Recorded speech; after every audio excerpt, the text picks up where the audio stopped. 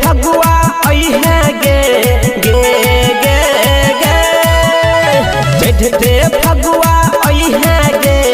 रहिंग देबौ हम चोली के सैया के देलहा साड़ी यारावा से रंगई है होली में सैया के देलहा साड़ी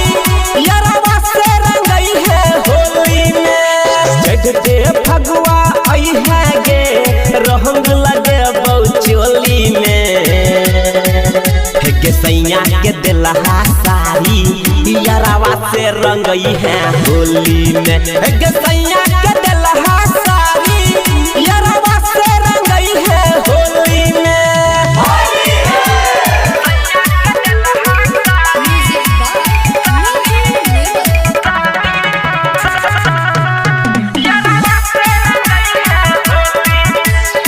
ऊपर लाल कहानी चापियर कहा रहिंग देबौ हम बढ़िया से रहिंग देबौ हम बढ़िया से रहिंग देबौ हम बढ़िया से चोली में हाथ घुसा के गोरी रहिंग देबौ हम बढ़िया से रहिंग देबौ हम बढ़िया से रहिंग देबौ हम बढ़िया से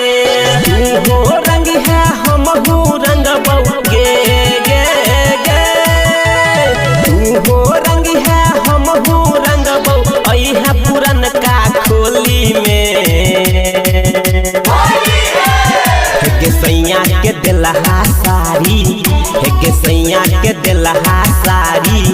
यारावा से रंगई है होली में सैया के देलहा साड़ी यारावा से रंगई है होली में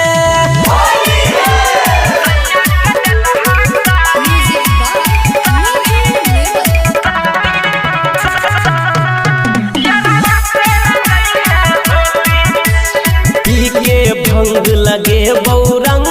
अंग अंग रंग दे बहुगे अंग अंग रंग दे बहुगे अंग अंग रंग दे बहुगे यादो जी के दलहन पर आई है डोले डोल नहे बहुगे डोले डोल नहे बहुगे डोले डोल नहे बहुगे राइटर राजा कहै छौ गे गे गे अंकित उजाला कहै छौ अइहे न सैया के बोली में सैया के देलहा साड़ी सैया के देलहा साड़ी यारावा से रंगई है होली में सैया के